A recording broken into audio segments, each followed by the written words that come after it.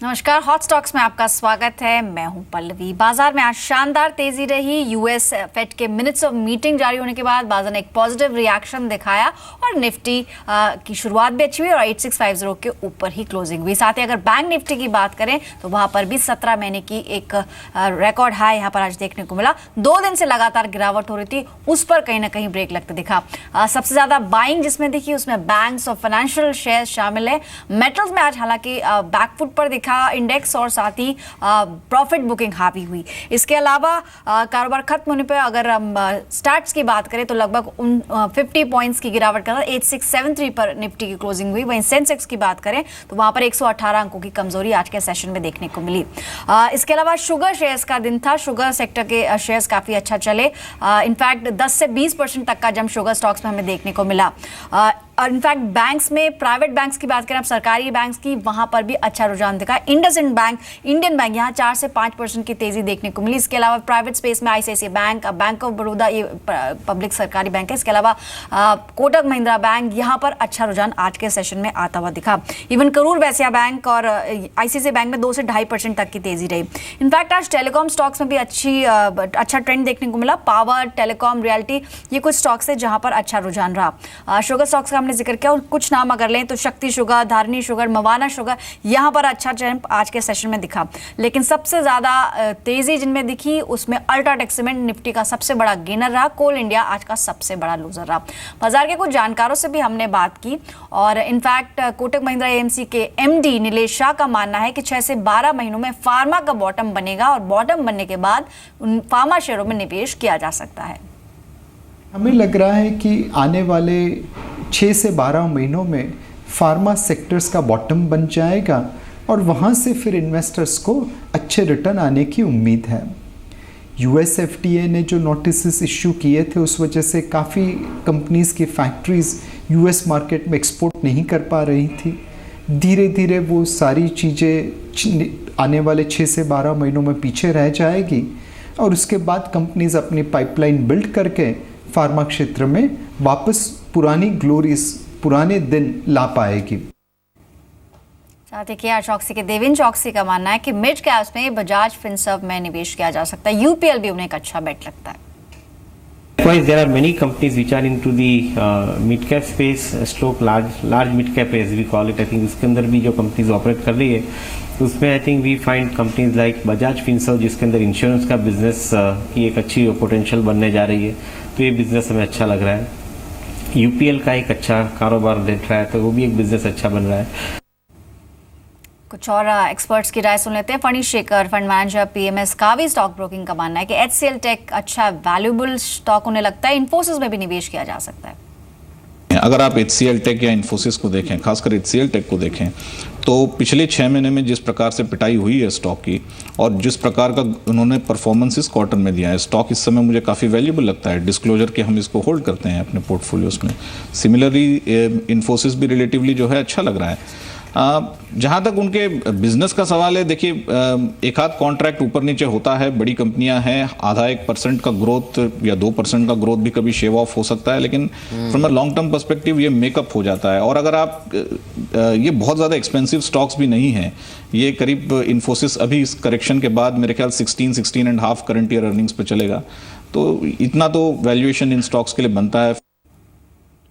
अलग अलग एक्सपर्ट्स की आपने राय सुनी। आज के एक्सपर्ट सुमित बगाड़िया भी हमारे साथ मौजूद है। Sumit, good evening, welcome to the show. आज हमने देखा 2 दिन से जो उतार चढ़ाव था उसमें कहीं ना कहीं एक ब्रेक लगा। आज तेजी अच्छी दिखी है। इसके पीछे कारण भी थे। फेडरल रिजर्व की तरफ से जो संकेत आए कि अभी कोई जल्दबाजी नहीं है और सितंबर में जो लग रहा था रेट हाइक को लेकर कोई अनाउंसमेंट होगा वो नहीं आया, उसको पॉजिटिव लिया बाजार ने।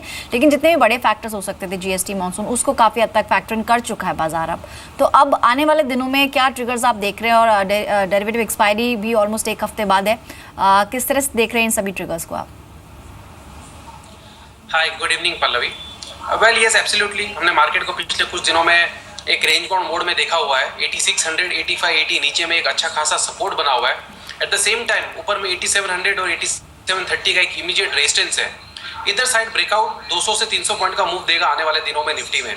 8730 का लेवल ब्रेक होते ही हमको 8900, 950 तक के लेवल्स भी देखने को मिल सकते हैं एक्सपायरी वाले वीक के अंदर। एट द सेम टाइम अगर मार्केट ने नीचे का लेवल ब्रेक किया 8600 या 8580 लेवल्स, तो 200-300 पॉइंट हमको नीचे का भी मूव देखने को मिल सकता है। तो मैं वेट कर रहा हूँ मार्केट किस तरफ ब्रेकआउट देगा, उसके बाद 200-300 पॉइंट मूव के लिए खेलना सही रहेगा। अगर इमीडिएटली किसी ने कोई कंपल्शन ट्रेड लेना ही है तो वो एक बार बाय साइड में होना चाहिए। मार्केट का मोमेंटम और आज की चाल को देखते हुए यही समझ में आ रहा है कि एक बार शायद ऊपर का मूव हमको मिलना चाहिए अगले नेक्स्ट 3 से 4 दिनों के अंदर, क्योंकि बैंक निफ्टी मार्केट को सपोर्ट कर रहा है और बैंक निफ्टी ने एक अच्छा मूव दिया है, ब्रेकआउट भी दिया है, तो बैंक निफ्टी मार्केट को ऊपर लेके जा सकता है। प्योरली अगर निफ्टी में किसी ने ट्रेड लेना है तो 8650 8670 लेवल्स पे एक बार बाय का ट्रेड बनता है। 8600 या फिर 8580 का स्टॉप लॉस होगा। ऊपर में इमीडिएट पहला टारगेट 8730 लेवल्स का, उसके बाद 8800 तक के लेवल्स हमको 2 से 3 दिनों में देखने को मिल सकते हैं, बट स्ट्रिक्ट स्टॉप लॉस से काम करें। ऑलराइट, यानी थोड़ा कॉशियस रहने की ज़रूरत है और जो भी सौदे आप बनाएं उसमें स्टॉप लॉस ज़रूर आप रखें। आज इनफैक्ट एबी ग्रुप के शेयरों में भी अच्छी खासी तेज़ी दिखी, फिर चाहे एबी नूवो की बात करें, AB Money, in fact Grasim, Idea, यहाँ सब में एक अच्छा रुझान दिया। अल्ट्राटेक के बारे में हम जिक्र कर चुके हैं। मर्जर को लेके काफ़ी ज़्यादा इफ्स एंड बट्स हैं और ऐसा भी सुनने में आया कि शायद जाँच होगी और जो तेज़ी पहले आई क्योंकि खबर लीक हुई थी, इनमें से क्या आप कहीं पर सजेस्ट करेंगे सुमीत की कोई ट्रेड बनाया जाए? I think Pallavi, AB Nuvo और ग्रासिम को एक बार बेटर रहेगा कि इग्नोर कर दे। जब तक इनकी क्लैरिटी नहीं आ जाती, जब तक स्टॉक सस्टेन नहीं करते या स्टेबल नहीं हो जाते, तब तक एक बार फ्रेश ट्रेडिंग ना करें, क्योंकि बहुत ज़्यादा वोलेटाइल हो रखे हैं स्टॉक। और पिछले 4-5 दिनों में हमने देखा है कि ऊपर नीचे दोनों तरफ के मूव देखने को मिल रहे हैं, सडन अपसाइड, सडन डाउनसाइड और स्विंग्स देखने को मिलते हैं, चाहे फिर वो ग्रासिम की बात हो, चाहे फिर वो या आदित्य बिरला नूवो की बात हो। आई थिंक इट्स बेटर कि एक बार अवॉइड करें स्टॉक को। जहाँ तक लेवल्स का और सपोर्ट का सवाल है, एबी नूवो में इमीडिएटली 1210 के आसपास, 1220 के आसपास का सपोर्ट है। अगर वो लेवल ब्रेक होता है तो इसके अंदर हमको 1000 तक के लेवल्स देखने को मिल सकते हैं। एट द सेम टाइम ऊपर में 1300 का लेवल ब्रेक होता है तो 1440 तक के भी लेवल्स देखने को मिल सकते हैं। तो अगर कोई लॉन्ग करना चाहे या कोई लॉन्ग में बैठा हुआ है तो 1200 या 1220 का एबी नूवो के अंदर स्टॉप लॉस होना चाहिए। और ऊपर में जैसे ही 1300 ब्रेक करेगा तो शायद पॉसिबिलिटी है 1440 तक के लेवल्स देखने को मिल सकते हैं। अगर किसी ने ट्रेड कंपल्शन करना है और किसी की पोजीशन है तो ही इसमें रहे, अदरवाइज इट्स बेटर कि दोनों काउंटर्स को अवॉइड करें। ऑलराइट, चलिए अब कुछ दर्शकों से बात करते हैं। पहले दर्शक महेश जुड़े हमारे साथ कोलकाता से। गुड इवनिंग महेश, पूछिए क्या सवाल है आपका। हेलो जी नमस्कार महेश, अपना सवाल पूछें। मेरा सवाल है सन फार्मा में दीदी। जी सन फार्मा में मेरा सवाल है, मैंने 848 में खरीदा है। ओके, और मैं 3-4 महीने रख सकता हूँ, क्या पोजीशन क्या है इसकी बताइए जरा।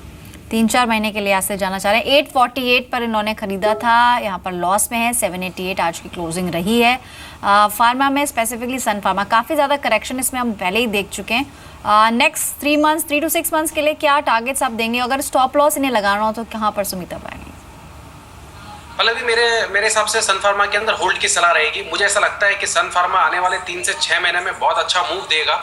इसका अगर मार्केट में करेक्शन आता है तो शायद देयर इज अ पॉसिबिलिटी कि स्टॉक नीचे में 750 या 700 का लेवल दिखाए। अभी 785 के आसपास ये ट्रेड कर रहा है, बट मुझे ओवरऑल स्ट्रांग लगता है अगर ये 50 से 70 रुपए की गिरावट से घबराए नहीं तो ये स्टॉक को होल्ड करें। जैसे ये स्टॉक ऊपर में 825 830 के ऊपर कन्विंसिंगली क्लोज देना चालू करेगा वॉल्यूम्स के साथ, तो ये स्टॉक के अंदर 950 से 1000 के लेवल आने वाले 6 महीने के अंदर देखने को मिल सकते हैं। मुझे ऐसा लगता है कि फार्मा में ओवरऑल कहीं ना कहीं एक वीकनेस का दौर खत्म होने वाला है जल्दी, और यहाँ से एक बड़ी तेजी स्टार्ट हो सकती है, क्योंकि लास्ट 6 to 8 मंथ्स में हमने बहुत बड़ा फॉल देखा है फार्मा के अंदर, और अभी लास्ट 2 महीने से फार्मा कंसोलिडेट कर रहा है और ऊपर का मूव देना स्टार्ट कर रहा है। तो स्पेसिफिकली सन फार्मा के ऊपर होल्ड की सलाह रहेगी। 850 830 का लेवल जैसे ही ऊपर में ब्रेक करेगा 950 तक के लेवल्स देखने को मिल सकते हैं। मार्केट की वॉलिटिलिटी के चलते शायद 50 से 70 रुपए का करेक्शन मिल सकता है प्रेजेंट लेवल से, बट होल्ड की सलाह रहेगी। राइट, यानी थोड़ा सा पेशेंस बना के रखें। फार्मा काउंटर में से आपने सन फार्मा चुना है, आपका चुनाव अच्छा है, फिलहाल बने रह सकते हैं। अगले दर्शक हैं विपुल चौधरी जो गांधीनगर से जुड़े हैं। गुड इवनिंग विपुल, पूछिए क्या सवाल है।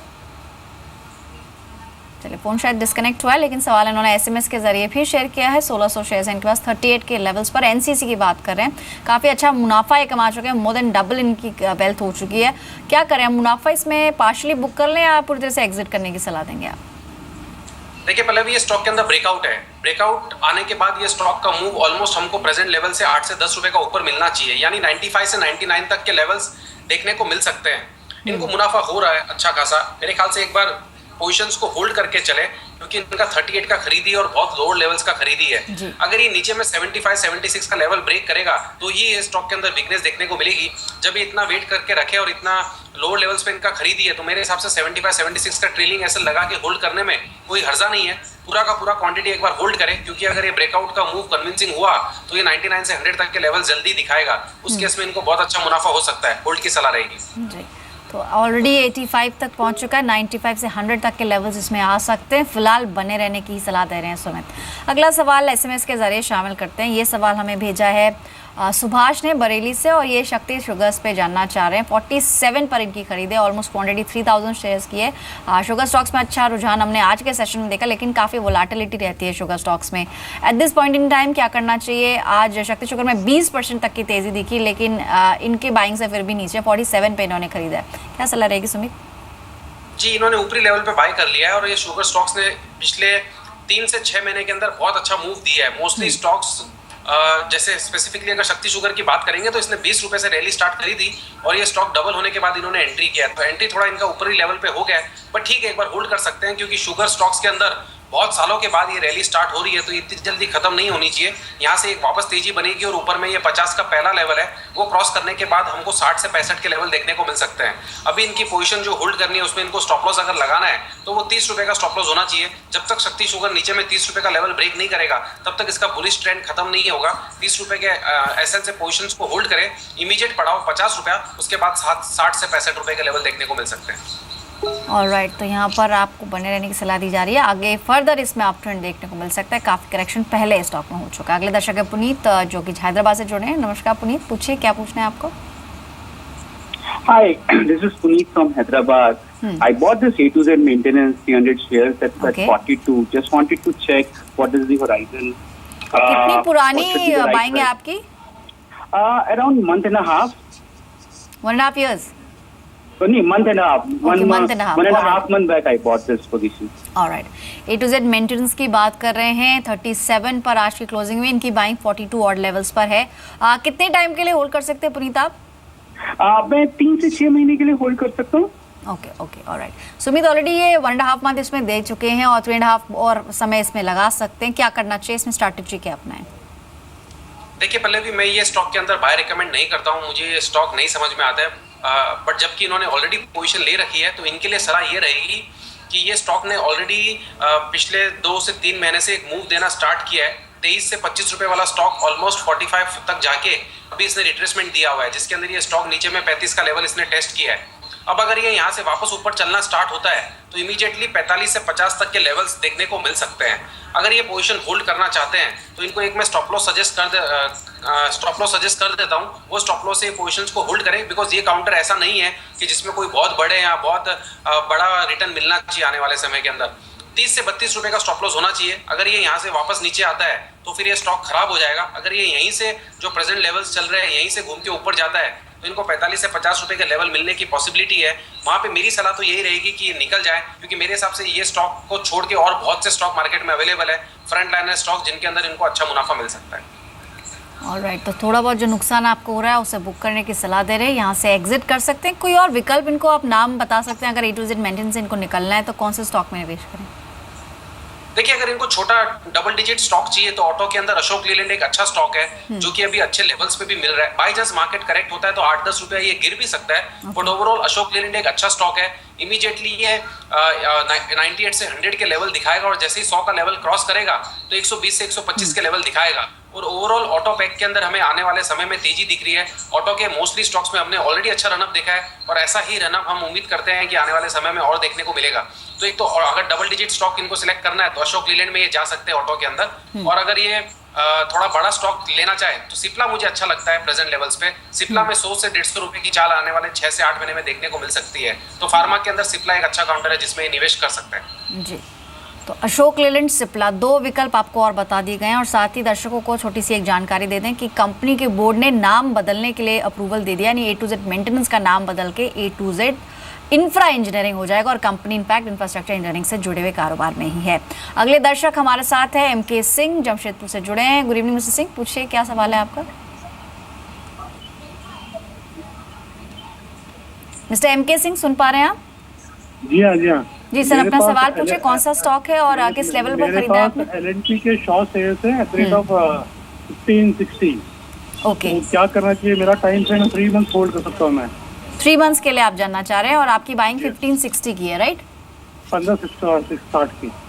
ओके, 1560 पे इन्होंने खरीदा है। इनफैक्ट जैसे कि सुमित हम चार्ट देख पा रहे हैं, ये लगातार अप ट्रेंड में है फरवरी ऑनवर्ड्स, मतलब लगभग 1000 ऑड लेवल से ये 1800 के लेवल्स तक भी गया है और लगातार अप ट्रेंड में और फिलहाल 1482 के लेवल्स पर है, लेकिन इनकी बाइंग से अभी भी नीचे, इन्होंने हायर साइड पे बाइंग की हुई है। इनके लिए क्या सलाह रहेगी आपकी? देखिए पल्लवी, LNT एक अच्छा स्टॉक है। इसने करीब 1100 के लेवल से वन वे रैली दी है, तो अब जो इसका टाइम है वो थोड़ा सा कंसोलिडेशन और शायद थोड़ा सा करेक्शन मोड वाला टाइम है। मुझे ऐसा लगता है अगले 1 से 2 महीने के अंदर ये स्टॉक में शायद करेक्शन देखने को मिलेगी, जिसके अंदर ये स्टॉक 1300 से लेके 1500 के बीच में घूमेगा, यानी 1500 या 1550 के बीच में घूमेगा, यानी 200 से 250 रुपए की रेंज रहेगी।